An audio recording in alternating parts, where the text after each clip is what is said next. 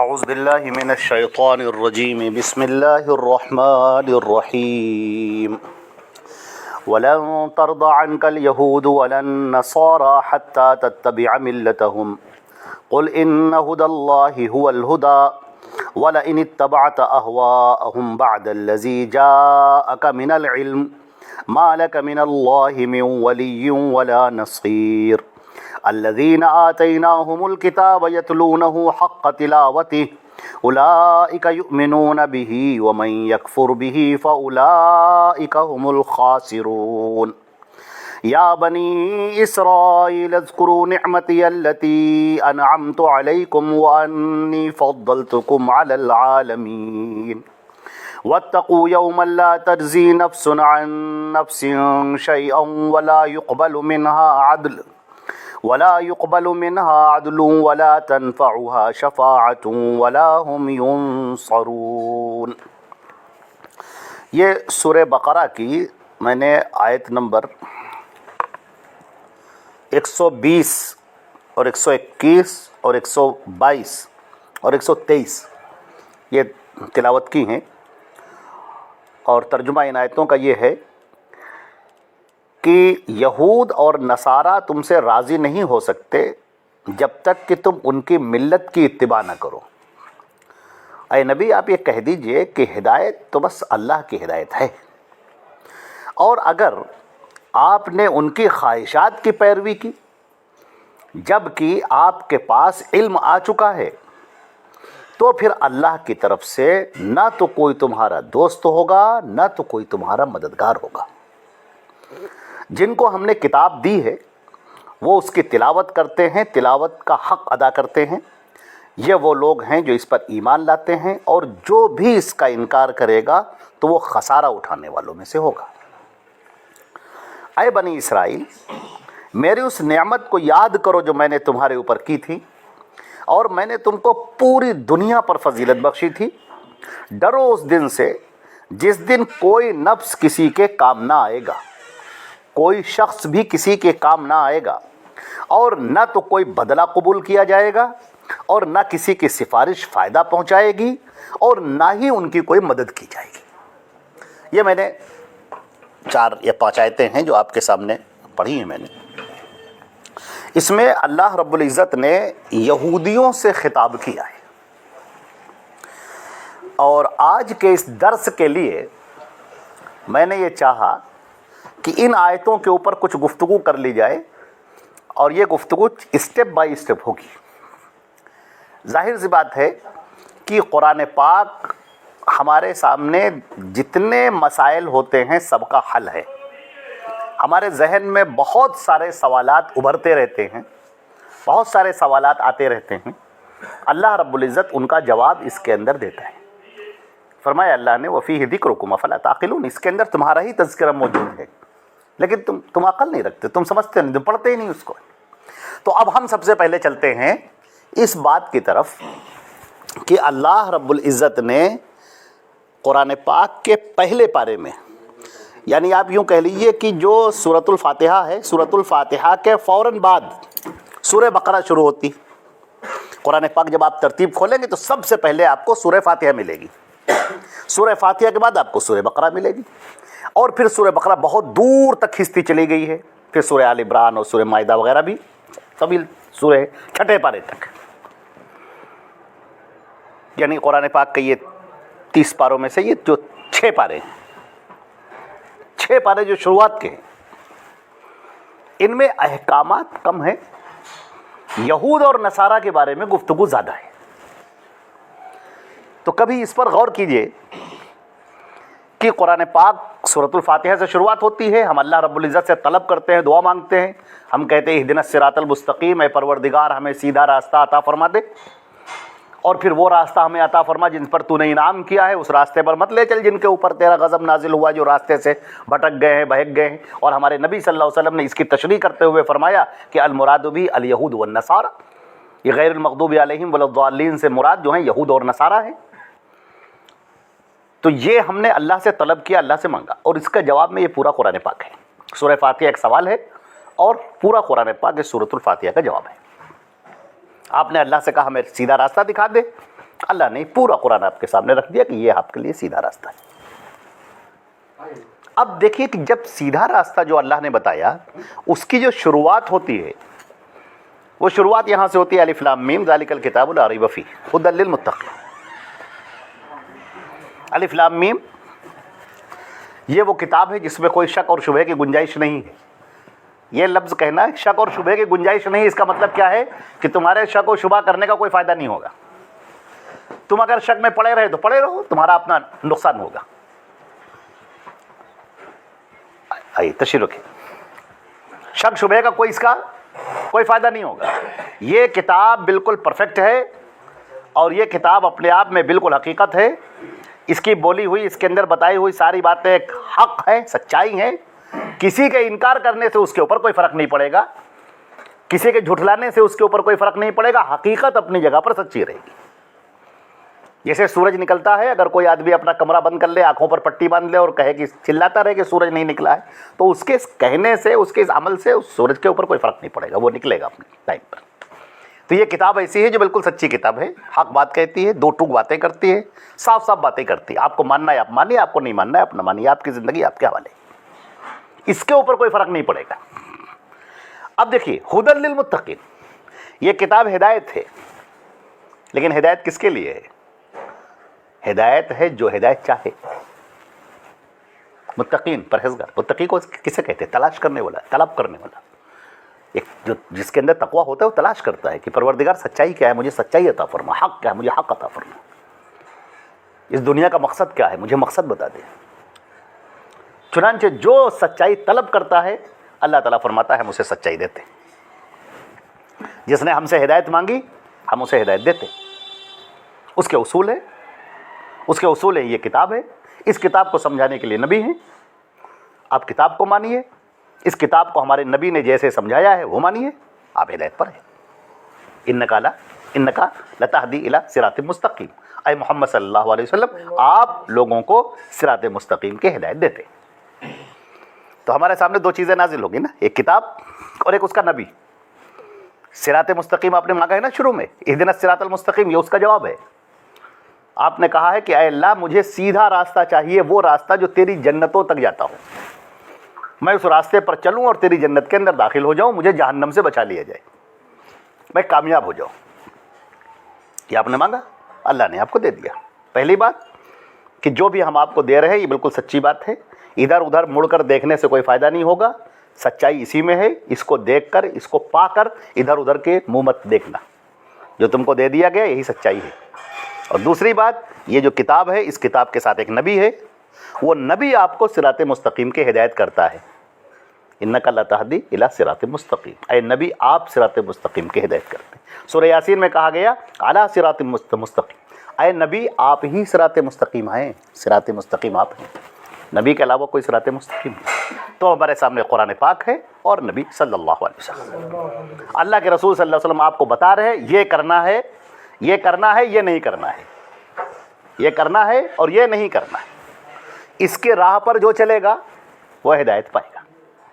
ٹھیک ہے، ہماری بات کا یہ پہلا اسٹیپ پورا ہوا، بات سمجھ آ گئی نا؟ یہاں سے اب ہم گفتگو اپنی آگے بڑھائیں گے، یہاں سے گفتگو بات ختم ہوگی، اب ہم اس گفتگو کو آگے بڑھائیں گے۔ ہماری گفتگو کا پہلا خلاصہ کیا ہے کہ ایک بندہ پوری دنیا کے اندر جتنے انسان بھی جنات بھی سب، عورت بھی مرد بھی سب، پوری دنیا کے لوگ اللہ سے ہدایت مانگتے ہیں، اے اللہ مجھے اپنی جنتوں میں داخل فرما، مجھے جنت الفردوس عطا فرما، مجھے بالکل سیدھے راستے پر لے کر چل۔ یہ آپ نے اللہ سے مانگا، اللہ نے آپ کے سامنے یہ پورا قرآن پاک رکھ دیا اور اس قرآن پاک کو سمجھانے کے لیے نبی رکھ دیا، اور ہم سے یہ کہہ دیا سارے لوگوں سے کہ یہ ہم نے کتاب اتاری ہے، اس میں کوئی شک کی گنجائش نہیں ہے، یہ نبی ہیں، یہ صراط مستقیم کی تمہیں ہدایت کریں گے، یہ تمہیں جو بتائیں لے لو، جس بات سے منع کرے ٹھہر جاؤ، جس نے ان کی اطاعت کی اس نے ہماری اطاعت کی، جو ان کی اطاعت کرے گا وہ صراط مستقیم پر ہوگا۔ اور ایک جگہ پر کہا اے نبی آپ ہی صراط مستقیم۔ یہ گفتگو کا پہلا حصہ ہمارا ختم ہوا۔ اب ہم اس گفتگو کے دوسرے حصے پر آتے ہیں۔ ابھی ہم نے آپ سے کہا کہ جب آپ قرآن پاک کھولتے ہیں تو آپ کو تقریباً یوں تو پورے قرآن پاک میں اکثر آخر کے آیتوں کو چھوڑ کر شروعات کا جو تذکرہ ہے قرآن پاک کا وہ یہود اور نصارہ سے بھرا ہوا ہے۔ عزیزان محترم بہت غور سے سننا، یہ بات بہت پوائنٹ کی بات ہے۔ قرآن پاک کے 6 پارے یہود اور نصارہ کے تذکرے سے بھرے ہوئے ہیں۔ قرآن پاک شروع ہوتا ہے، ایمان والوں کے لیے دروازہ کھولتا ہے، اپنا اصول بیان کرتا ہے، پھر منافقین کا تذکرہ کرتا ہے۔ ایک صفحہ 1.5 صفحے کے اندر منافقین کا تذکرہ ہوتا ہے کہ جو منافقین ہیں وہ کبھی فائدہ نہیں اٹھاتے، ایسے لوگ بہت مکار ہوتے ہیں، یہ کسی کام کے نہیں، ادھر دیکھا تو ادھر چلے گئے، ادھر دیکھا ادھر چلے گئے، ایسے لوگوں کے اوپر کوئی اصول کام نہیں کرتا۔ یہ وہ لوگ ہیں جو سچائیوں کے ساتھ میں نہیں ہیں، یہ وہ لوگ ہیں جو بس جدھر ان کو اچھا لگا ادھر چلے گئے، کچھ دن ادھر چلے گئے، کچھ دن ادھر چلے گئے، کچھ دن ان کے ساتھ میں رہے، کچھ دن ان کے ساتھ میں رہے، یہ خود ہی تذبذب میں رہتے ہیں، تھالی کے بیگن کی طرح، کبھی ادھر لڑکتے ہیں کبھی ادھر لڑکتے ہیں۔ ایسے لوگ کسی کام کے نہیں ہوتے۔ یہ بات ہو گئی۔ یہ بات کیوں کہی گئی کہ اے لوگوں، کہیں تم جو پکے مومن ہو نا، تم کو تو سچا مومن بنا، اللہ کی رضا تم کو حاصل کرنی ہے اور اللہ کی جنت میں داخل ہونا ہے، تو تم ان لوگوں کی طرح مت بننا، ان لوگوں کی طرح مت بننا کہ کبھی ادھر کبھی ادھر کبھی ادھر کبھی ادھر، ایسا نہیں، یکدرگیر محکم گیر، ایک راستے پر آؤ، پکا مضبوطی سے جم جاؤ۔ اب تذکرہ شروع ہوتا ہے یہود کا، پھر نصارہ کا، اور غیر المغضوب علیہم ولا الضالین، مغضوب علیہم جن پر اللہ کا غضب نازل ہوا اور جو راستے سے بھٹک گئے، یہ دو ہیں، ایک یہود اور ایک نصارہ۔ اب ہم یہ دیکھیں گے کہ اس 6 پارے کے اندر اللہ رب العزت نے یہود کا نصارہ کا تذکرہ کیوں فرمایا ہے؟ ظاہر سی بات ہے کہ ہمیں کتاب دی جا رہی ہے، اور کتاب دینے کے فوراً بعد ہم سے یہ کہا جا رہا ہے کہ لوگوں ٹھہرو، تم یہ کتاب لینے جا رہے ہو، اور نبی بہت بڑی نعمت ہے جو ہم نے تم کو دے دی ہے، تم ابھی سمجھ نہیں رہے ہو، بہت بڑی نعمت ہے۔ اللہ کا کلام تم کو مل جانا اور اللہ کے نبی کہ تم کو پیروی نصیب ہو جانا، یہ بہت بڑی بات ہے۔ لیکن اس سے پہلے ٹھہر جاؤ، جو تم سے پہلے کے جو لوگ تھے یہود اور نصارہ، ان کو بھی ہم نے کتاب دی تھی اور ان کو بھی ہم نے نبی دیا تھا۔ دیکھیے، ان کو بھی ہم نے کتاب دی تھی، تورات دی، زبور دی، انجیل دی، اور ان کو بھی ہم نے نبی دیا تھا، موسیٰ علیہ السلام جیسا عظیم الشان نبی، داؤد علیہ السلام جیسا، اور پھر حضرت عیسیٰ علیہ السلام۔ تو ہم نے ان کو کتاب بھی دی، ہم نے ان کو نبی بھی دیا، اور فضلناکم علی العالمین، پوری دنیا پر ہم نے حکومت دے دی۔ پوائنٹ نوٹ کیجئے، بہت اہم بات ہے۔ ہم نے ان کو کتاب دی، ہم نے ان کو نبی دیا، پوری دنیا پر حکومت دے دی، ہر طرح کی نعمت ان کو دے دی میں نے۔ پھر کیا ہوا؟ پھر ان کی تاریخ یہ بتاتی ہے، اور اللہ رب العزت نے قرآن پاک میں کہا ہے کہ پھر ہم نے ان کو سزا دی، اور سزا اس طور پر دی کہ ہم نے انہیں ذلیل کر دیا، حکومت ان سے چھین لی۔ اب سورہ روم میں حکومت ہم نے ان سے چھین لی ہے، ہاں ان کو حکومت ملے گی، آگے چل کر حکومت ملے گی، لیکن وہ دوسروں کے بھروسے پر ملے گی، اس کے بعد وہ بھی ختم ہو جائے گی۔ یہ پیشن گوئی قرآن پاک کی یہودیوں کی طرف سے۔ اب یہاں پر جو غور کرنے کی بات ہے کہ آخر اللہ رب العزت نے یہ بات کیوں فرمائی، وہ یہودیوں کی کیا چیزیں تھیں کہ پہلے تو ان کو بڑی عزت دی گئی، یا بنی اسرائیل اذکروا نعمتی التی انعمت علیکم، اے بنی اسرائیل یاد کرو میری اس نعمت کو جو ہم نے تمہارے اوپر کیا، وفضلناکم علی العالمین، پوری دنیا پر ہم نے تم کو فضیلت دے دی ہے۔ داؤد علیہ السلام، حضرت سلیمان علیہ السلام جیسے عظیم الشان بادشاہ، جو پیغمبر بھی تھے، نبی بھی تھے اور بادشاہ بھی تھے، اور ایسا دور حکومت کیا کہ یہودیوں کا وہ گولڈن ایج کہلاتا ہے، عہد زرعی۔ آج بھی یہودی جب اپنی دعائیں مانگتے ہیں تو ان دعاؤں میں یہ ضرور مانگتے ہیں کہ اے اللہ ہمارے اوپر وہ سلیمان اور داؤد کا دور واپس کر دیں، یہ آج بھی ان کے دعاؤں میں شامل ہے۔ تو آئیے ہم دیکھتے ہیں کہ سب سے پہلے بات کیا ہے کہ یہودیوں کے اندر خرابی کہاں سے آئی، کیسے شروعات ہوئی۔ میرے عزیزو، یہ جاننا بہت ضروری ہے، اس لیے کہ آج بھی ہم انہی راستوں سے گزر رہے ہیں جن راستوں سے بنی اسرائیل نکلے تھے، اور ہمارے نبی صلی اللہ علیہ وسلم نے فرمایا تھا لَتَتَّبِعُنَّ سُنَنَ مَنْ كَانَ قَبْلَكُمْ شِبْرًا بِشِبْرٍ ذِرَاعًا بِذِرَاعٍ حَتَّى لَوْ دَخَلَ أَحَدُهُمْ فِي جُحْرِ ضَبٍّ لَدَخَلْتُمُوهُ کہ تم لوگ یہود اور نصارہ کی بالکل ہو بہو ایگزیکٹ پیروی کرو گے، یہاں تک کہ اگر ان میں سے کوئی کسی گوہ کے بل میں داخل ہوا ہوگا تو تم بھی داخل ہوگے، تم جانتے ہو غلط ہے لیکن پھر بھی داخل ہوگے، تو یہود اور نصارہ کی تم پیروی کرو گے۔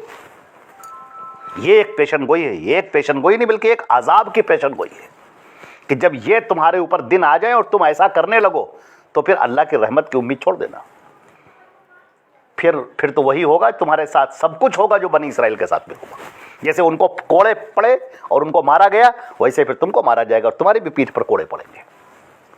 یہ اللہ کی طرف سے ایک وعید ہے، اللہ کی طرف سے ایک گفتگو بات ہے اللہ کی طرف سے، اور یہ پوری ہسٹری ہے، تاریخیں بتاتی۔ یہودیوں کے ہاں سب سے پہلی جو چیز پیدا ہوئی وہ خون کی برتری، کہ ہم نبی کی اولاد ہیں، قرآن پاک نے اس کا تذکرہ کیا ہے، نحن ابناء اللہ و احباؤہ، ہم اللہ کے بڑے چہیتے ہیں اور ہم اللہ کے بڑے قریبی بڑے پیارے ہیں، وی آر beloved آف اللہ، بہت پیارے ہیں، اور اتنا مطلب کہ ہم تو بس اللہ ہی کے، اللہ ہم سے بڑا پیار کرتا ہے اور ہم اللہ کے بیٹے ہیں، یہودی یہ مانتے ہیں، اور ہم اللہ کے اتنے پیارے ہیں اتنے چہیتے ہیں کہ لن تمسن النار، یہ لفظ دیکھیے آپ، لن تمسن النار، جہنم کی آگ ہمیں ہرگز چھو نہیں سکتی، الا ایاما معدود، اگر بہت بڑے مجرم ہوئے تو تھوڑے دنوں کے لیے، تھوڑے ٹائم کے لیے۔ تو یہودیوں کے ہاں یہ جو دماغ میں کیڑا داخل ہونا شروع ہوا اس نے کیا گل کھلائے ہیں یہ بھی ہم اب آپ کو بتاتے ہیں۔ یہودیوں کے ہاں سب سے پہلے دماغ میں یہ بات داخل ہوئی کہ ہم لوگ نبیوں کی اولاد ہیں، ٹھیک ہے، اس میں کوئی شک نہیں کہ وہ نبی کے اولاد تھے، یہ بات سچی ہے کہ وہ نبی کی اولاد تھے، حضرت ابراہیم کے اولاد ہیں، وہ حضرت اسماعیل کے اولاد ہیں، حضرت اسحاق کی، حضرت یعقوب علیہ السلام کی، حضرت یوسف علیہ السلام کی، شعیب اور صالح علیہ السلام کی، لوط علیہ السلام کی، اور پھر اور نیچے آئیے تو حضرت موسیٰ علیہ السلام کے اولادوں میں، پھر اور نیچے آئیے زکریا علیہ السلام، سلیمان علیہ السلام، داؤد علیہ السلام، ایوب علیہ السلام، ان کے اولادوں میں، اور پھر حضرت عیسیٰ علیہ السلام سب سے لاسٹ میں، بنی اسرائیل کے آخری پیغمبر حضرت عیسیٰ علیہ السلام۔ تو دماغ میں ان کا کیا چل رہا ہے کہ ہم نبیوں کی اولاد ہیں، ہمارا خون جو ہے وہ سب سے اوپر ہے، اور ہماری جو ریس ہے، جو نسل ہے ہماری، وہ سب سے برتر ہے، سب سے اوپر ہے، کوئی ہماری ٹکر کر نہیں۔ ساری دنیا یہودیوں کی جو الفاظ ہے وہ گوئم ہے، یعنی کہ 2 نمبر کی ہے اور ہم نمبر 1 کے، یہ ان کے دماغ میں چلا۔ یہ بہت غور سے سنیے گا، آج بھی ہمارے یہاں بہت سارے لوگوں کے دماغ میں بات بیٹھی ہے ہم آل رسول میں سے ہیں، ہم کوئی تنقید نہیں کرتے، آپ ہوں گے ان کے خاندان کے، اور ہم بہت احترام بھی کرتے ہیں ایسے لوگوں کا، لیکن قرآن نے جس چیز کو دیکھا ہے، جس چیز کو بتا رہا ہے قرآن پاک، کہ تمہارے دماغ میں یہ بات کہاں سے آ گئی کہ ہم نبیوں کی اولاد ہیں، نبیوں کا خون ہے ہماری رگوں میں دوڑ رہا ہے، تو ہم سب سے معزز ہیں، سب سے بہتر ہیں۔ ہمارے نبی صلی اللہ علیہ وسلم نے فرمایا کہ اس خون کے بنیاد پر کوئی بڑا یا چھوٹا نہیں ہوتا، خون کی بنیاد پر کوئی بڑا چھوٹا، لا فضل لعربی علی عجمی ولا لعجمی علی عربی ولا لابیض علی اسود ولا لاسود علی ابیض کلکم من آدم وآدم من تراب، کسی عربی کو کسی عجمی پر، کسی عجمی کو کسی عربی پر، کسی کالے کو کسی گورے پر، کسی گورے کو کسی کالے پر کوئی فضیلت حاصل نہیں ہے الا بالتقوی، سوائے تقوی کے، تم سب کے سب آدم کے اولاد ہو، اور آدم کو ہم نے مٹی سے پیدا کیا تھا۔ تو اوریجن ہماری جو ہے وہ سب کے سامنے رہنی چاہیے کہ انسانی جو ہماری جو نسل ہے اس میں سب برابر ہیں، یہاں اس بنیاد پر کہ کوئی خون کی بنیاد پر کوئی بڑا یا چھوٹا نہیں ہوتا۔ لیکن یہودیوں کے ہاں سب سے پہلی چیز دماغ میں داخل ہوئی کہ خون کی بنیاد پر ہم سب سے بڑے ہیں، اور جب یہ چیز داخل ہوئی تو اب اس نے دین کو کیسے بگاڑا، یہ دیکھیے دین کو کیسے بگاڑا۔ اب آپ کو یہ دیکھنا ہوگا، یہ بہت اہم اسٹیپ ہے، اللہ کرے آپ کی سمجھ میں آ جائے، یہ سب سے اہم بات ہے۔ اب انہوں نے یہ بہت اہم بات بتانے جا رہے ہیں ہم، آپ اس کو بالکل جو ہے بہت ہی مضبوطی سے پکڑیے۔ ان کے دماغ میں یہ آیا کہ اللہ نے جو نبیوں کو بھیجا تھا وہ اس لیے بھیجا تھا کہ یہ سپر ہوں اور باقی سب نمبر 2 پر ہوں. تو نبی تو اپنے دور کا سپر ہوتا ہی ہے. نبی ہوتا ہے, باقی لوگ امتی ہوتے ہیں. نبی قائد ہوتا ہے, امام ہوتا ہے, باقی سارے لوگ اس کے فالوورز ہوتے ہیں. یہ حقیقت ہے کہ نہیں؟ یہ سچائی ہے بالکل, یہ تو ہے ہی ہے نا. نبی امام ہوگا, باقی لوگ اس کے فالوورز ہوں گے. اب دیکھیے, اب ان کے دماغ میں کیا آ رہا ہے کہ جو نبی کی جگہ پر آئے گا, جو نبی کی اولاد ہوگی, جو نبی کا بیٹا ہوگا, جو نبی کا پوتا ہوگا, جو نبی کا نواسا ہوگا, جو نبی کا بھانجا ہوگا, وہ بھی نبی کی طرح معزز ہوگا. اس کو بھی وہی احترام ملنا چاہیے جو نبی کو ملنا چاہیے. لہٰذا ہم لوگ چونکہ نبی کے اولاد ہیں تو ہم نمبر 1 پر رہیں گے, باقی ساری دنیا ہماری خدمت کے لیے پیدا ہوئی. یہ دماغ میں چیز آئی. جب یہ چیز آئی تو انہوں نے اپنے آپ کو معزز کہنے کے بجائے ان نبی کی خاندان والوں کو معزز بنانا شروع کیا. پھر بنی اسرائیل کے 12 طبقے, ان میں سے جو پھر یہودا ہیں, پھر یعقوبیہ ہیں, پھر نستوریہ ہیں, پھر دھیرے دھیرے وہ بنتے چلے گئے, یہاں تک کہ سب سے حقیر جاننے لگے بنیامین کی اولاد کو. بنیامین کی جو اولاد تھی ان کو سب سے حقیر جاننے لگے, اور اس طریقے سے ان کے یہاں ایک قبائلی سسٹم ایسا پیدا ہوا جو ایک روگ بن گیا. آج بھی یہودی ایک نسلی مذہب ہے, نسلی مذہب. مثال, آپ ہماری بات نہیں سمجھے, مثال کے طور پر ایک یہودی ہے, وہ یہودی پیدا ہوا, اب وہ کوئی بھی مذہب اختیار کر لے, دنیا کا کوئی بھی مذہب اختیار کر لے, وہ یہودی رہے گا. وہ جہاں چلا جائے یہودی رہے گا. وہ مجرم ہو جائے, چور ہو جائے, زانی ہو جائے, پاپی ہو جائے, کچھ بھی ہو جائے, وہ یہودی رہے گا. اور جو یہودی نہیں ہے, وہ یہودی خاندان میں نہیں پیدا ہوا ہے, تو وہ کچھ بھی کر لے, وہ یہودیت کے اندر آ جائے, یہودی مذہب اختیار کر لے, ان کی سیناگوگ میں جانے لگے, تورات پڑھنے لگے, کچھ بھی کر لے, وہ یہودی نہیں ہو سکتا. کیونکہ یہ چیز بائی برتھ ہے, بائی خون ہے. یہ آپ سمجھ رہے ہیں؟ یہ ہم نے اس لیے کہا ہے کیونکہ یہ چیز بھی مسلمانوں کے اندر آج پائی جا رہی ہے. انہوں نے اسلام کا مطلب وہی سمجھا ہے جو یہودیوں نے تورات کا مطلب سمجھا, کہ اسلام نازل ہوا ہے تاکہ آل رسول کو آگے بڑھایا جائے. اسلام اس لیے آیا ہے تاکہ آل رسول کو سب سے اوپر کر دیا جائے, باقی سب ان کے نیچے ہوں. اسلام اس لیے نہیں آیا, اسلام اس لیے آیا تاکہ بندوں کو اللہ سے جوڑ دے. یہ پوری دنیا کے اندر چلتے ہوئے جتنے بھی انسان ہیں, ہم انہیں حقیر جانیں یا فقیر جانیں یا انہیں غریب جانیں, کچھ بھی جانیں, اللہ کے نگاہ میں سارے بندے ہیں. الخلق عیال اللہ, یہ پوری مخلوق اللہ کا کنبہ ہے, اللہ کے لوگ ہیں یہ, اور نبی کا کام ہے کہ ان لوگوں کو اللہ سے جوڑ دیں. یہ کام ہے, یہی کام ہمارا ہے, یہی کام آپ کا ہے, یہی کام سارے لوگوں کا ہے, کہ جو زمین پر چلنے والے انسان ہیں وہ کسی بھی خاندان کے ہوں, کسی بھی نسل کے ہوں, وہ کالے ہوں, گورے ہوں, امیر ہوں, غریب ہوں, تخت پر بیٹھے ہوں یا بوریے پر بیٹھے ہوں, کچھ بھی ہوں, وہ اللہ کے بندے ہیں, اور ہمارا کام ہے ان کو اللہ سے جوڑ دینا. یہ ہمارا کام ہے. ہمارا کام یہ نہیں ہے. یہ قرآن پاک اس لیے نہیں نازل ہوا کہ وہ حکومت کو قائم کرے, اسٹیبلش کرنے کے لیے نہیں آیا. وہ اس لیے نہیں آیا کہ کسی خاندان کے چند لوگوں کو اوپر اٹھا دیا جائے, باقی لوگوں کو نیچے گرا دیا جائے. اس لیے نہیں آیا, اس کا یہ کام نہیں ہے. یہ سمجھ رہے, یہ جو ہمارا دوسرا اسٹیپ ہے. جب دماغ میں یہ بیٹھ جائے گا کہ ہم تو جہنم میں جائیں گے ہی نہیں, معاف کیجئے کہ بہت صاف الفاظ میں کہہ رہے ہیں کہ ہم میں سے بہت سارے لوگ یہی سمجھتے ہیں کہ ہم کہاں جائیں گے جہنم میں, تو فلاں جائیں گے جہنم میں. ایسا ہے کہ نہیں؟ سوچ کے دیکھیے, اپنے آپ کو سوچ کے دیکھیے کہ وہ جائے گا جہنم میں, ہم کہاں جائیں گے جہنم میں. اچھا صاحب, آپ کیوں نہیں جائیں گے جہنم میں؟ ارے اس لیے کہ بھائی مسلمان ہیں.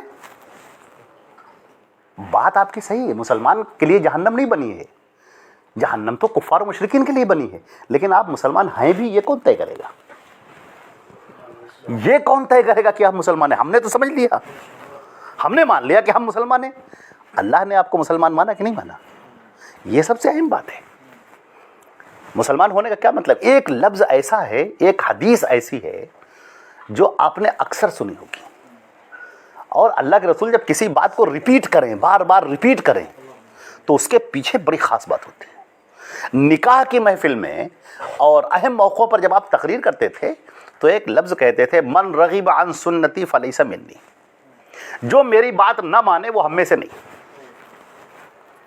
آپ چوری کر رہے ہو, آپ ڈکیتی ڈال رہے ہو, آپ دوسرے کا مال کھائے دے رہے ہو, آپ دوسرے پہ خیانت کر رہے ہو, کسی پر الزام لگا دے رہے ہو, کسی کا سامان لے کے بھاگے جا رہے ہو, کسی کو دھوکہ دے رہے ہو, کسی کا فراڈ کر رہے ہو, رشتے ناتوں کو توڑ رہے ہو, پیسے کی ہوس آپ کے اندر بھر گئی ہے، فراڈ کرنے سے باز نہیں آتے، کسی کے اوپر جھوٹا مقدمہ قائم کر رہے ہو، جھوٹے گواہ کھڑے کیے دے رہے ہو، سب کچھ کر رہے ہو، اور دماغ میں کیا ہے؟ مریں گے تو سیدھے جنت جائیں گے۔ سوچ کے دیکھیے، یہ ایسا نہیں ہوگا۔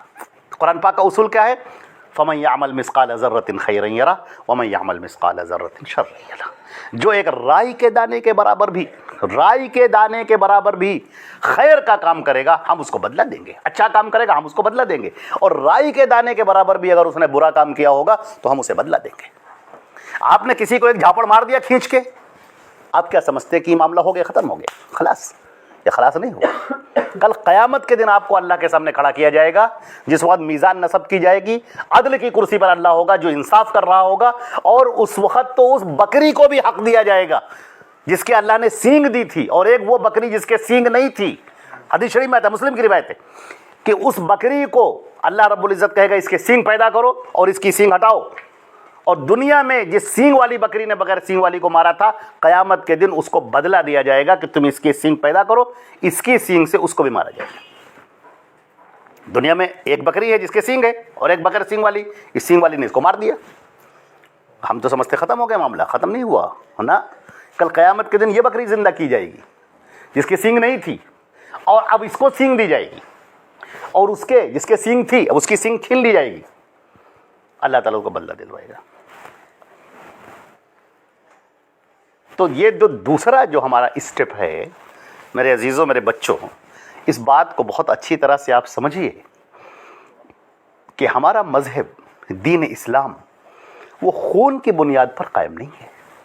وہ دنیا میں اسلام اس لیے نہیں آیا تاکہ کسی شخص کو معزز بنا کے پیش کر دیا جائے اور پھر اس کی پوری نسل دنیا پر حکومت کرنے کے لیے تیار ہو جائے۔ اللہ کے نبی صلی اللہ علیہ وسلم سارے نبیوں کے سردار ہیں، سارے انبیاء کے سردار ہیں، پوری مخلوق میں سب سے برتر اور سب سے معزز مرتبہ اللہ کے نبی کا ہے۔ ان کو ایسا مقام ملے گا جسے مقام محمود کہا جاتا ہے، جو کسی نبی کو بھی حاصل نہیں ہوگا۔ لیکن نبی صلی اللہ علیہ وسلم نے ان سے بتا دیا گیا، ما کان محمد ابا احد من رجالکم، محمد کو صلی اللہ علیہ وسلم، اللہ تعالیٰ فرما رہے ہیں قرآن پاک میں کہ یہ جو نبی ہیں جو ہم نے تمہارے درمیان بھیجا جن کا نام محمد ہے، ہم نے ان کو کوئی لڑکے والی اولاد نہیں دی جس سے نسل چلتی ہے، وہ اولاد نہیں دی ہم نے 3 بیٹے دیے تھے، تینوں بیٹے واپس لے لیے بچپن ہی میں، کوئی اولاد نہیں دی۔ کیا ہے یہ خاتم النبیین، نبی نبوت ان پر ختم ہو گئی، ان کی نسل ہی نہیں چلی، ختم۔ وہ نسل لڑکوں کی جو خون جس کو کہتے ہیں، جو یہودیوں کے دماغ میں تھا خون، اللہ نے منع کر دے کر نہیں چلے، تاکہ کہیں ایسا نہ ہو کہ صاحب یہ محمد صلی اللہ علیہ وسلم کے جاننے کے بعد یہ کون ہے؟ محمد کے بیٹے، چلو ان کو بٹھاؤ تخت پر۔ یہ کون ہے؟ یہ ان کے پوتے ہیں، چلو ان کو اٹھاؤ اس پر بٹھاؤ۔ محمد صلی اللہ علیہ وسلم نبی ہیں، اب نبی کوئی نہیں ہے۔ جو مرتبہ مقام نبی کو حاصل تھا وہ اب پوری دنیا میں کسی کو حاصل نہیں، کسی کو بھی حاصل نہیں، سب برابر ہے، کسی کو حاصل نہیں، سب نبی کے پیروکار ہیں۔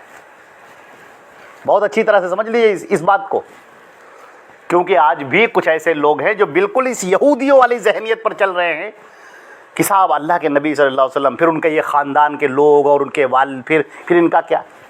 اب سنیے، اللہ نے کہا کہ جو زکوٰۃ، صدقات، خیرات نکالتے ہو یہ نبی کے آل پر حرام کر دیا گیا۔ آل ہاشم ہے، آل جعفر ہے، آل عقیل ہے، آل ابی طالب ہے، ان سب پر حرام ہے صدقات، خیرات۔ صدقات، زکوٰۃ نہیں دے سکتے آپ، جو نبی کا جو نسل چل رہی ہے ان کی، آل ہاشم کی، آل ابی طالب کی، آل عقیل کی، آل جعفر کی۔ اللہ کے نبی صلی اللہ علیہ وسلم کھڑے ہوتے ہیں لوگوں کے بیچ میں اور کہتے ہیں کہ اے لوگو، میں نے تم تک اسلام پہنچا دیا ہے، پہنچا دیا، دین کی بات ہم نے پہنچا دی، اب میں اس دنیا سے جانے کا میرا وقت آ گیا، میرے جانے کے بعد میرے لوگوں کا خیال رکھنا، زکوٰۃ ان کو تم دے نہیں سکتے، صدقات ان کو تم دے نہیں سکتے، ان میں کوئی غریب بھی تو ہوگا، کوئی محتاج بھی تو ہوگا، ان کا خیال رکھنا۔ کتنی اچھی بات ہے۔ اس لیے آج بھی ہر مسلمان بغیر ان کے مطالبے کے تمام نبی کریم صلی اللہ علیہ وسلم کے خاندان والوں سے محبت کرتا ہے، ان کو ہدیہ دینا, ان کو تحفہ دینا, کوئی غریب ہو اس کی غربت کو دور کرنا, اس کی پریشانی کو دور کرنا. یہ نبی نے کہا. یہ کہ میرے جانے کے بعد میری ازواج مطہرات ہیں, میرا پھیلا ہوا پورا خاندان ہے جس کے اوپر زکوٰۃ حرام ہو چکی. اگر اللہ زکوٰۃ کو حرام نہ کرتا تو سارے صدقات اٹھ کر انہی کے اندر آ جاتے. ہو جاتے نہیں ہو جاتے, پھر دنیا کے سارے مسلمان محروم رہ جاتے. پھر ہر آدمی چاہتا ہے کہ نہیں صاحب ہم ان سید صاحب کو زکوٰۃ دیں. اللہ نے اس کو حرام کر دیا, اور اللہ نے حرام کر دیا, اور ادھر نبی نے سمجھا دیا ہمیں کہ ہمارے گھر والوں کا, ہمارے لوگوں کا, ہمارے خاندان والوں کا خیال رکھنا. ٹھیک ہے. اسی کو کہا کہ میں 2 چیزیں چھوڑ کر جا رہا ہوں تمہارے درمیان میں. پہلی بات کیا ہے؟ ایک ہے اطاعت کرنا. اطاعت کس کی ہوگی؟ قرآن و حدیث کی. اس کے بعد آپ کے اندر جو ایثار اور محبت کا جذبہ ہے, صدقات کرنے کا, جو مدد کرنے کا, تعاون کرنے کا, وہ میرے گھر والوں کے ساتھ کریں, کیونکہ ان کے لیے زکوٰۃ حرام ہے. یہ 2 چیزیں. تو بات اسٹیپ اس کو سمجھیے, جو یہاں پر ایک فرق ہو جاتا ہے, ڈسٹنکشن ہو جاتا ہے, فرق ہو جاتا ہے. کیا کہ جو اسلام آیا ہے وہ اسلام اس لیے آیا ہے تاکہ اس کی تعلیمات پر عمل کیا جائے. اللہ نے جو کتاب اتاری ہے اور اللہ نے جو اپنا نبی بھیجا ہے, کتاب کو پڑھا جائے, کتاب کو سمجھا جائے, نبی کی باتوں پر عمل کیا جائے. کتاب کو اپنے دماغ سے نہ سمجھا جائے بلکہ نبی کی حدیثوں سے سمجھا جائے. یہ بھی آج کل ایک تیسرا فتنہ, بلکہ تیسرا اسٹیپ تھا ہمارا. یہ بھی فتنہ بہت برپا ہے کہ لوگ قرآن پاک کی خود سے تشریح کر رہے ہیں. از خود قرآن پاک کی آیت پڑھیں گے, اب ان کے دماغ میں جو آ گیا اس کو تشریح کرنے بیٹھ گئے. قرآن پاک کو اللہ نے محدود کر دیا ہے نبی کی اطاعت میں. نبی کی روشنی میں ہی سمجھا جائے گا, اس سے ہٹ کر آپ نہیں سمجھ سکتے, کیونکہ دماغ تو ہے ہی ہے. شیطان اس میں نہ معلوم کتنے خیالات ڈالے گا, بہت سارے خیالات ڈالے گا. وہ خیالات صحیح کہ غلط ہے کون طے کرے گا؟ لہٰذا نبی کے حدیث کے مطابق ہوگا تو صحیح ہوگا, نبی کے حدیث کے خلاف ہوگا تو غلط ہوگا. اس لیے قرآن پاک کی تفسیر آج کل لوگ کر رہے ہیں یوٹیوب کے اوپر. بہت سارے لوگ بیٹھے ہوئے ہیں, ہم نے دیکھا بھی ہے, بہت سارے لوگوں کو دیکھ رہے ہیں کہ قرآن پاک کی تفسیر تو کرتے ہیں لیکن وہ آزادانہ کرتے ہیں, حدیثوں کی روشنی میں نہیں کرتے. اور جب آپ آزادانہ اپنا ذہن کھولیں گے تو شیطان اس کے اندر ہزاروں خیالات ڈالے گا. پھر ان خیالات کو آپ کیسے روکیں گے اور کیسے آپ فرق کریں گے کہ یہ صحیح ہے اور یہ غلط ہے؟ تو غلط اور صحیح کا فیصلہ کیسے ہوگا؟ وہ نبی کریم صلی اللہ علیہ وسلم کی حدیثوں سے. لہٰذا ہمیں اللہ کے پیارے نبی حضرت محمد مصطفیٰ صلی اللہ علیہ وسلم کی حدیثوں کو مضبوطی سے تھامنا ہے اور مضبوطی سے پکڑنا ہے. اور جب ہم ایسا کریں گے تو اللہ رب العزت نے جو وعدہ کیا ہے یہود اور نصارہ سے, کیا کہا تھا؟ یہود اور نصارہ سے کہا تھا کہ ہم نے تمہارے درمیان نبی بھیجا, تم نے نبی کی کوئی عزت نہیں کی, بعض نبی کو تم نے قتل کر دیا. نبی کا کام تھا ان کی اطاعت کرنا, تم نے ان کی اطاعت چھوڑ دی, ان کے خاندان کو معزز بنانے میں لگ گئے. یہ تم نے کام کیا, یہ کام نہیں کرنا چاہیے تھا. دوسری بات, نبی کی جو باتیں تھیں ان باتوں کو تم نے ضائع کر دیا, کھو دیا. موسیٰ علیہ السلام کی باتیں آج موجود نہیں ملیں گی آپ کو کتاب میں لکھی ہوئی. عیسیٰ علیہ السلام کی باتیں آپ کو کتابوں میں لکھی کہیں نہیں ملیں گی. داؤد علیہ السلام کی باتیں جن پر زبور نازل ہوئی ان کی باتیں آپ کو الگ سے کہیں نہیں ملیں گی. خود تورات کے اندر تبدیلیاں کر دی, زبور کے اندر تبدیلیاں کر دی, انجیل کے اندر تبدیلیاں کر دی. تو کتاب کی بھی حفاظت نہیں کی اور نبی کی بھی حفاظت نہیں کی. لہٰذا اللہ نے کہا کہ اس کتاب کو ہم نے اتارا, اس کی حفاظت ہم کریں گے. نبی کی جو شریعت اتر رہی ہے اس شریعت کی حفاظت ہم کریں گے. اب تمہارے سامنے وہ چیزیں موجود ہیں, عمل کرنا نہ کرنا. اب تم آگے بڑھ کر آؤ گے تو عمل کرو گے, اور اگر آگے بڑھ کر عمل نہیں کرو گے تو پھر پیچھے رہ جاؤ گے. لہٰذا آج ہمارا 2 کام سب سے لازمی ہونے چاہیے. نمبر 1, اس قرآن پاک کو سمجھنا, اس میں کیا کہا گیا ہے. اور دوسرے, اللہ کے پیارے رسول حضرت محمد مصطفیٰ صلی اللہ علیہ وسلم کی حدیثوں کو سمجھنا, ان حدیثوں کو پڑھنا اور حدیثوں کی روشنی میں قرآن پاک کو سمجھنا. تو قرآن اور حدیث یہ 2 اصول اور 2 چیزیں ہو گئی. باقی جتنی چیزیں ہیں, جتنا علم ہے, سب اسی سے نکلتا ہوا ہے. یہ 2 بیس ہیں. جب بیس کو آپ پکڑے رہیں گے تو کبھی آپ گمراہ نہیں ہوں گے. ہمارے خیال سے یہ باتیں کلیئر ہو گئی, ہماری یہ اسٹیپ بالکل کلیئر ہو گئے, سمجھ میں آ گیا. اب ہم اپنے گفتگو کے فائنل حصے پر آتے ہیں اس آیت کی تفسیر میں. ٹھیک ہے, یہ بات سمجھ میں آ گئی بالکل. پہلی بات, ہم اپنی بات کا خلاصہ پیش کر دیتے ہیں کم الفاظ میں, ان شارٹ. پہلی بات, اللہ رب العزت سے ہم سب نے صراط مستقیم مانگا کہ اللہ مجھے وہ راستہ دکھا دے جس راستے پر چل کر ہم جنت میں داخل ہو جائیں. ٹھیک ہے. اللہ نے ہمارے سامنے پہلے ہی کہا کہ ٹھیک ہے یہ ہم کتاب اتار رہے ہیں لیکن ہدایت اسی کو ملتی ہے جو ہدایت چاہتا ہے. جب آپ خود سے تیار ہوں گے ہدایت لینے کے لیے تو آپ کو اللہ ہدایت دے گا. آپ دور کھڑے رہیں اور سوچیں کہ نہیں ہدایت ہمیں مل جائے, ایسے کیسے ملے گی ہدایت؟ آپ تلاش کریں گے, جستجو کریں گے, تڑپ پیدا کریں گے, اللہ تعالیٰ آپ کو نوازے گا. آپ اللہ سے مانگیے, اللہ آپ کو دے گا. ہم اللہ سے دور بھاگیں گے, جب ہم اللہ سے دور بھاگیں گے تو ہدایت کیسے پائیں گے؟ اور دوسری بات, اللہ رب العزت نے جو اپنا جو نبی اتارا ہے, نبی اس لیے اتارا گیا ہے تاکہ اس کی پیروی کی جائے, اس کی بات مانی جائے. جو نبی کی پیروی کرے گا وہ جنت میں جائے گا. جو نبی سے دور بھاگے گا, ان کی باتوں پر عمل نہیں کرے گا, انہوں نے جو کہا ہے اس کا الٹا کرے گا, تو پھر جنت اس کے لیے نہیں ہے. ٹھیک ہے. یہودیوں کی طرح اپنے دماغ میں یہ کبھی نہ رکھیے کہ ہم سیدھے مریں گے اور سیدھے جنت جائیں گے. نہیں, جو محمد صلی اللہ علیہ وسلم کی پیروی کرے گا وہ جنت جائے گا. آپ نے سنا ہوگا بعض صحابہ کرام کا معاملہ, صحابہ سے زیادہ دین پر عمل کرنے والا کون تھا؟ ایک ایک ادا کو دیکھتے رہتے تھے وہ آپ, اور نیکی کے لیے سب سے حریص.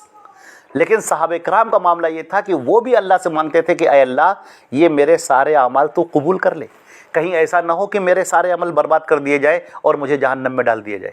یہاں تک کہ ان کے رونے گانے کو دیکھ کے, ان کے تڑپ کو دیکھ کر اللہ نے ان کے قرآن پاک میں ان سے کہا کہ نہیں, ایسا ہے کہ ہم تم سے راضی ہو گئے, تم نے جو راضی کرنے کی ہم کو کوشش کی, تم ہم کو راضی کرنے کی پوری کوشش کر رہے ہو, ہم تم سے راضی ہو گئے اور تم بھی ہم سے راضی ہو جاؤ گے. جب ہم نعمتیں دیکھو گے تو خوش ہو جاؤ گے.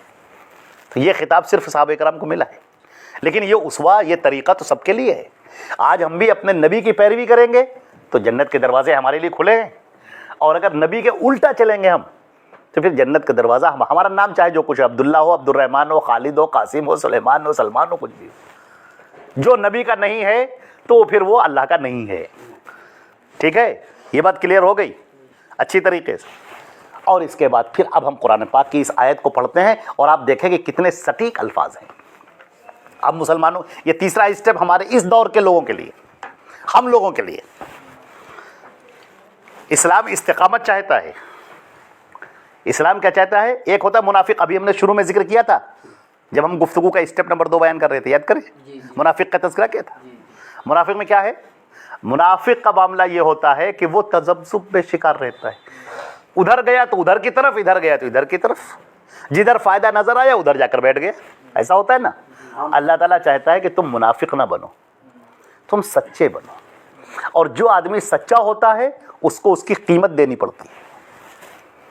جب آپ سچے ہوں گے نا تو آپ کو قیمت دینی پڑے گی, آپ کو برداشت کرنا پڑے گا, آپ کو نقصان بھی اٹھانا پڑے گا. وَلَنَبْلُوَنَّكُمْ بِشَيْءٍ مِّنَ الْخَوْفِ وَالْجُوعِ وَنَقْصٍ مِّنَ الْأَمْوَالِ وَالْأَنفُسِ وَالثَّمَرَاتِ. ہم تمہیں آزمائیں گے, کبھی خوف میں مبتلا کر کے, کبھی کچھ مصیبتیں تمہارے اوپر ڈال کر, کبھی رزق میں کمی کر کے, کبھی کسی کی جان لے کر, ہم آزمائیں گے تمہیں. یہ آزمائش کس لیے ہے؟ تم اتنی بڑی جنت چاہتے ہو اللہ کی, جب اتنی بڑی جنت چاہتے ہو تو قربانی تو کچھ تو دینی پڑے گی تم کو. تو اس قربانی دینے کے لیے اگر تم تیار ہو جاتے ہو, اس قربانی کو پیش کرنے کے لیے اگر تم تیار ہو جاتے ہو تو پھر ہماری جنت تمہارا انتظار کر رہی ہے. اور کل جب تمہاری موت آئے گی تم یقین کرو کہ اس دنیا کو چھوڑنے سے پہلے, یہ دنیا ہے, اس دنیا کو چھوڑنے سے پہلے ہمارے فرشتے خوشخبری لے کر تمہارے پاس آئیں گے اور کہیں گے کہ تمہاری محنت کامیاب ہوئی, اب تمہیں پریشان ہونے کی کوئی ضرورت نہیں ہے, اب چلو اس دنیا کو چھوڑو اور ہماری جنتوں میں داخل ہو جاؤ. اس دنیا کو چھوڑنے سے پہلے ہی ہوگا.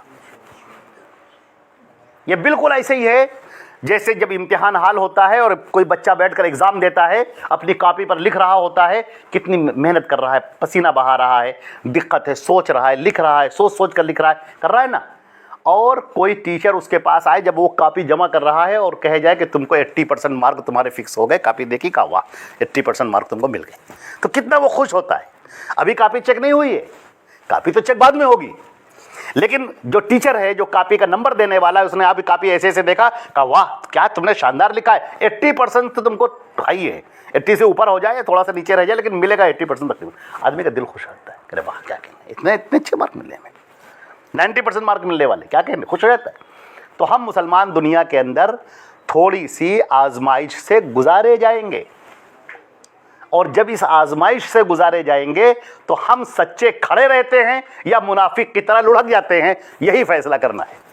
اب قرآن پاک کی اس آیت کو ہم آپ کے سامنے، اعوذ باللہ من الشیطان الرجیم، وَلَن تَرْضَ عَنْكَ الْيَهُودُ وَلَا النَّصَارَى، اے مسلمانوں تم سنو، اب یہ قیامت تک کے لیے سارے، یہ یہود اور نصارہ تم سے کبھی خوش نہیں ہو سکتے جب تک کہ تم ان کے دھرم کی پیروی نہ کرنے لگو۔ ان کا جو مذہب ہے جب تک وہ مذہب نہ اختیار کر لو تب تک کوئی تم سے خوش نہیں ہو سکتا۔ لہٰذا اب تمہارے سامنے دو آپشن ہیں، یا تو اللہ کو خوش کر لو یا لوگوں کو خوش کر لو۔ سنا آپ نے؟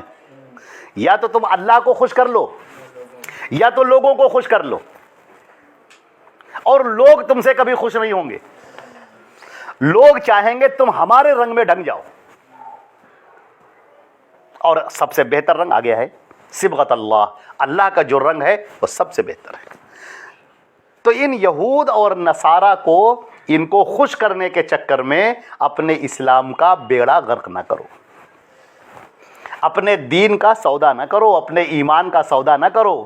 تم چاہتے ہو کہ ہم یہود اور نصارہ کی طرح بن جائیں، ان کی طرح اٹھیں، ان کی طرح بیٹھیں، ان کی طرح اختیار کریں، ان کی طرح ان کا کلچر اختیار کریں، ان کی تہذیب اختیار کریں اور انہی کے رنگ میں ڈھنگ جائیں، تو یہ تم کتنا بھی کر لو یہ کبھی تم سے خوش نہیں ہو سکتے۔ میرے عزیزو، وہاں پر یہود اور نصارہ تھے، لیکن یہ اصول دیا گیا ہے دنیا کے سارے انسانوں کے لیے، سارے مسلمانوں کے لیے۔ مسلمان جہاں بھی رہ رہے ہوں گے، کچھ مسلمان ہوں گے، کچھ غیر مسلم ہوں گے، جو مسلمان نہیں ہوں گے، کافر ہوں گے، مشرک ہوں گے، ان کا جو کلچر ہے، ان کی جو تہذیب ہے، اگر تم اس کو اختیار کرنا چاہو گے تب بھی وہ تم سے خوش نہیں ہوں گے کبھی بھی، کتنا بھی تم کر ڈالو۔ تم گئے، تم نے تلک لگا لیا کہ یہ ہم سے خوش ہو جائیں گے، ان کی ہولی میں شریک ہو گئے، وہ رنگ کھیل رہے تھے، تم بھی اسی میں گھس گئے کہ صاحب ہم بھی رنگ کھیل رہے ہیں، تلک بھی لگا لیا تم نے۔ وہ مندر جا رہے تھے، آپ بھی مندر چلے گئے، وہ چرچ جا رہے تھے، آپ بھی چرچ چلے گئے، انہوں نے ایک کینڈل جلائی، آپ نے بھی ایک کینڈل جلا دی، انہوں نے پھول وہاں پر چڑھا دیے، کسی مورتی پر یا کسی فوٹو کے اوپر پھول چڑھا دیے، تم نے بھی وہ پھول چڑھا دیے۔ کیا تم سمجھتے ہو کہ اب یہ لوگ تم سے بہت خوش ہو گئے کہ واہ واہ واہ آ جاؤ ہمارے اندر؟ ہرگز نہیں، ہرگز نہیں۔ یہ تم سے اس وقت تک خوش نہیں ہوں گے جب تک کہ تم اسلام چھوڑ کر مکمل ان کے دھرم میں نہیں آ جاؤ گے، تب تک تم سے خوش نہیں ہوں گے۔ تو اب تم لوگوں کو خوش کرنے کی فکر نہ کرو، تم اللہ کو خوش کرنے کی فکر کرو۔